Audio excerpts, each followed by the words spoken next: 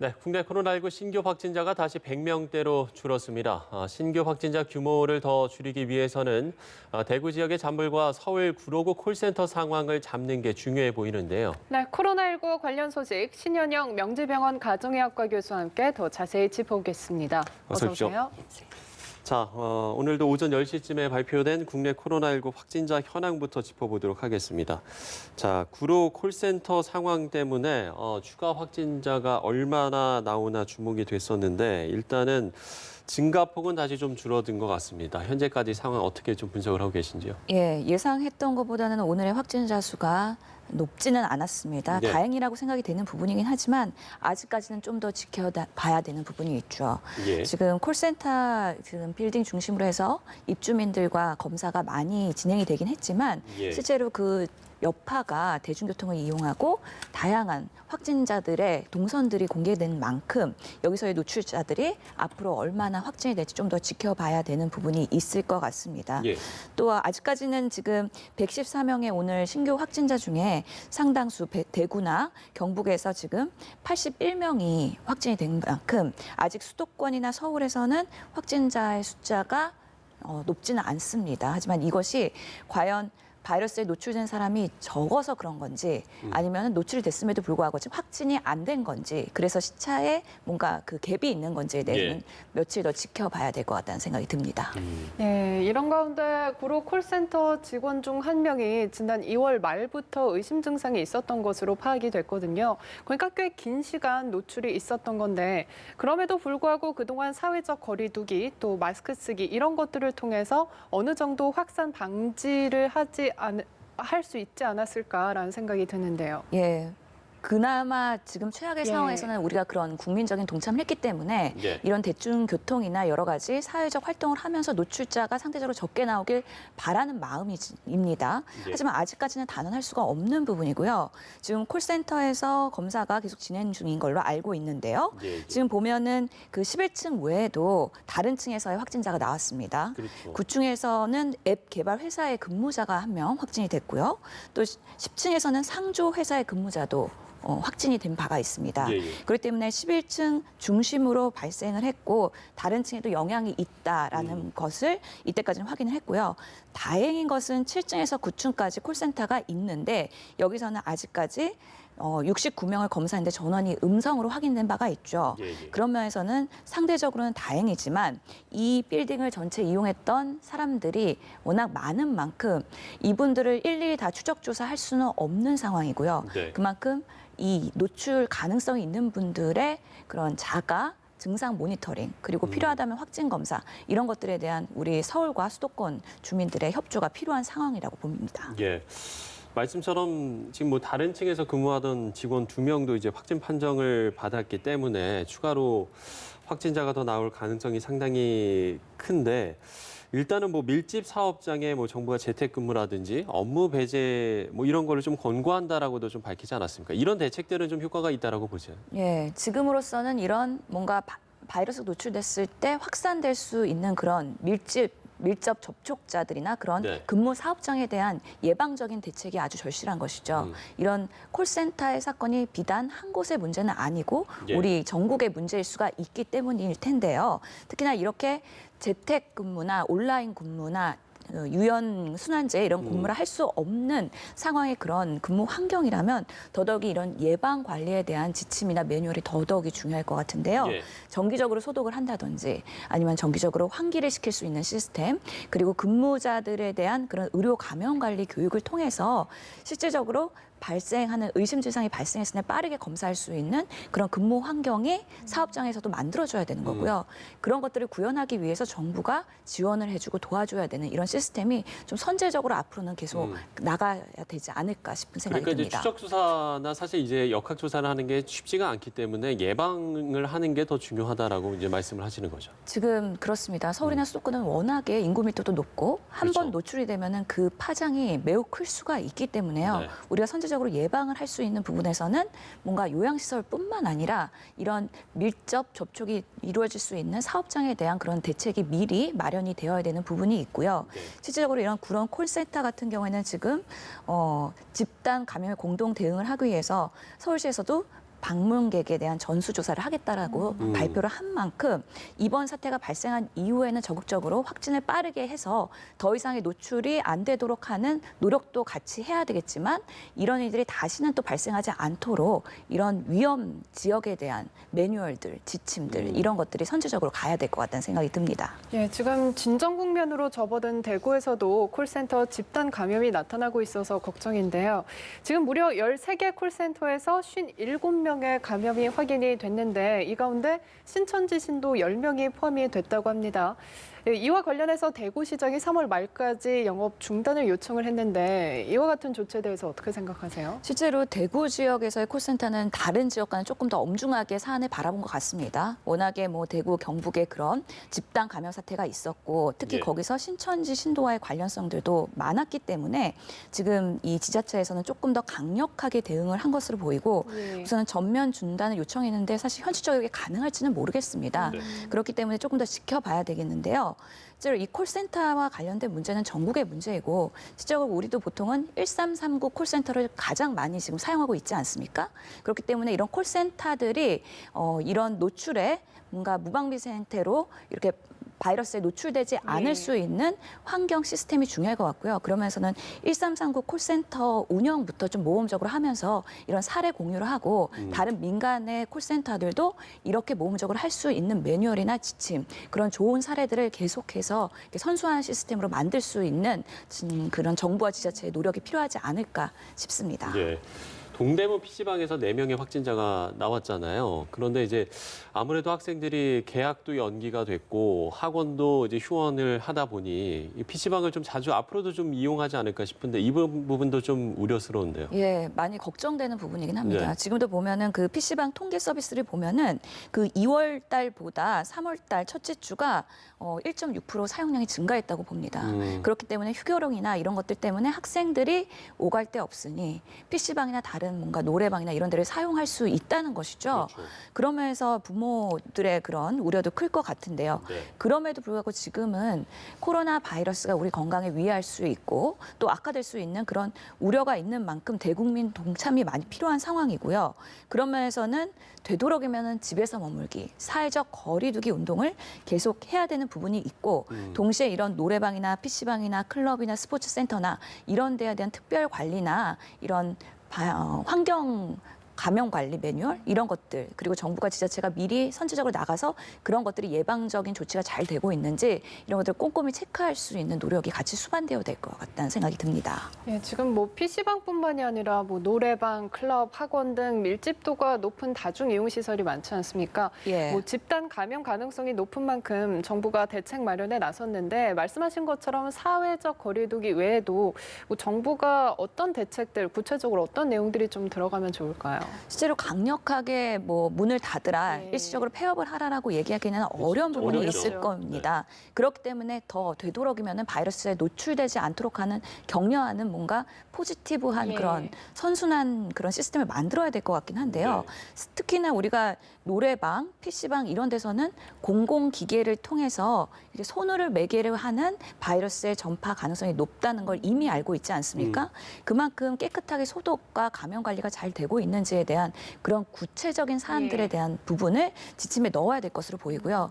특히나 이런 방역이나 소독을 하거나 손 세정제를 비치하는 것 자체가 예. 모든 게 비용적인 문제입니다. 예. 그렇기 때문에 이거를 사업장한테 의무나 책임을 넘기지 말고 지자체에서 잘 관리할 수 있도록 그런 선제적인 지원 시스템이나 잘 할 수 있도록 현실에서 뭔가 구현화될 수 있도록 일일이 컨설팅하는 그런 시스템도 마련해야 되지 않을까 싶은 생각이 듭니다. 예.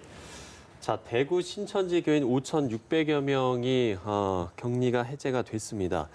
아무래도 이제 방역의 비협조적이었던 부분도 이전에 있었기 때문에 혹시나 또 다른 돌발 상황이 생기지 않을까 좀 이런 우려스러운 부분도 있는 것 같습니다. 그렇죠. 지금 대구 경북 지역이 어느 정도의 지금 안정세는 취하긴 했는데 네. 그러면서 자가격리 기간도 끝나게 되면 그 다음에 우리가 어떻게 사후에 관리를 할 것이냐도 아주 중요한 관건일 것 같습니다. 그렇죠. 또 2차 감염이나 3차 감염이나 이렇게 재발되는 걸 예방하기 위해서 우선은 모든 대중 모임이나 종교 집단의 집회나 이런 것들을 자제하라고 계속 권고를 하고 있는 분위기인 만큼 네. 이런 신천지 교민들도 이게 자가격리가 해제됐다고 이게 자유로운 생활을 해도 된다는 의미는 아니라는 거죠. 다 같이 사회적 거리두기와 함께 사회적 멈춤을 대구 경북 중심으로 지속적으로 유지할 수 있도록 강력하게 메시지를 계속해서 전달할 필요가 있다라고 봅니다. 예. 예, 결국에는 지금 세계보건기구 WHO가 코로나19의 팬데믹 세계적 대유행을 선언을 했습니다. 왜 이렇게 주저했는지 그리고 또 앞으로 어떤 점이 달라지는지도 궁금한데요. 예, 사실상으로 크게 달라지는 건 없습니다. 예. 이미 코로나19가 뭐 전 세계에 많이 이렇게 노출이 되어 있는 상황에서 각 국마다 이런 예. 특단의 노력을 하고 있는 상황이죠. 그렇기 때문에 이 팬데믹이라는 선언은 되게 상징적인 의미를 갖고 있는 거죠.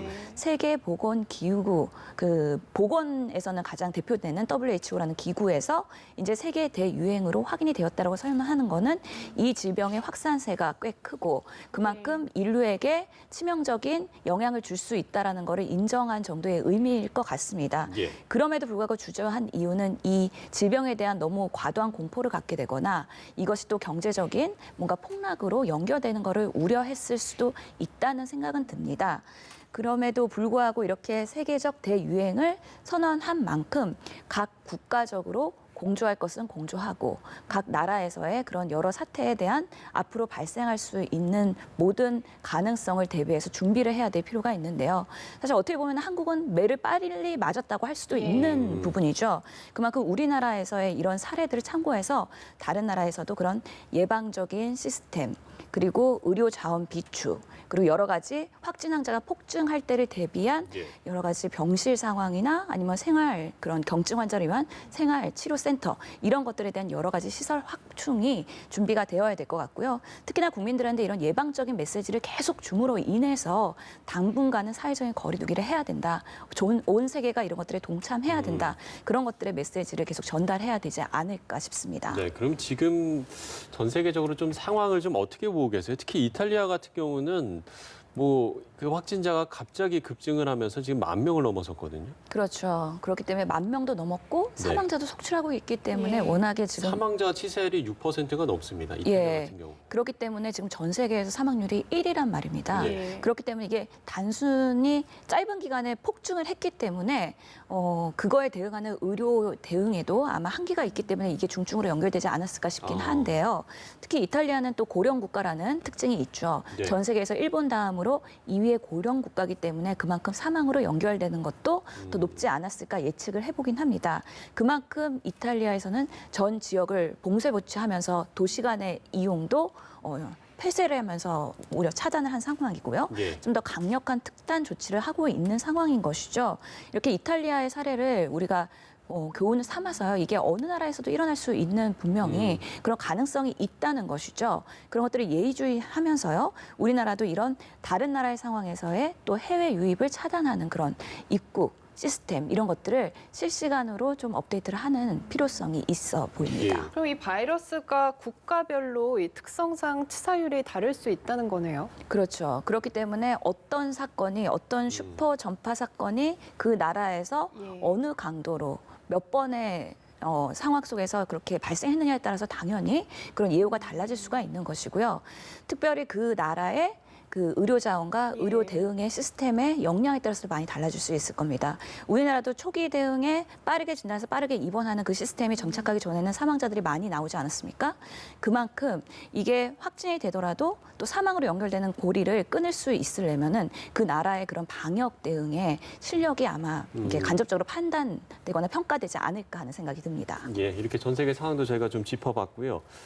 마스크 오브제가 이제 나흘째 시행이 되고 있습니다. 물론 뭐 잘 되는 부분도 있겠습니다만 아직은 좀 완전히 자리 잡지 못한 것 같습니다. 어떤 게 가장 큰 문제라고 보세요? 예, 우선은 오브제를 하고 있기 때문에 줄 서는 건 조금 줄었습니다. 그리고 어제 앱으로 실시간 현황이 조회가 되기 때문에 조금 더 여러 곳을 다녀야 되는 그런 품을 팔아야 되는 노력도 조금 줄긴 한 것 같습니다. 예, 예. 하지만 우리가 항상 이 마스크를 배포할 때는요, 우선순위를 생각을 해야 되거든요. 취약계층, 특히나 임산부, 그리고 80세 미만의 거동불능자들, 아니면 독거노인들 네. 이런 분들은 대리 구매도 어렵고 직접 가서 사는 것이 어렵기 때문에 또 더더욱이 이런 분들이 앱을 사용하는 데 있어서 접근성도 좀 제한이 있는 부분이 있죠. 사용을 사실 잘 못하시는 예, 분들도 계시고 그렇기 때문에 정보의 접근성이 떨어지는 분들이 또 건강 취약자의 가능성이 있기 때문에 이분들에 대한 사회적 배려가 필요할 것으로 보이고요. 예, 예.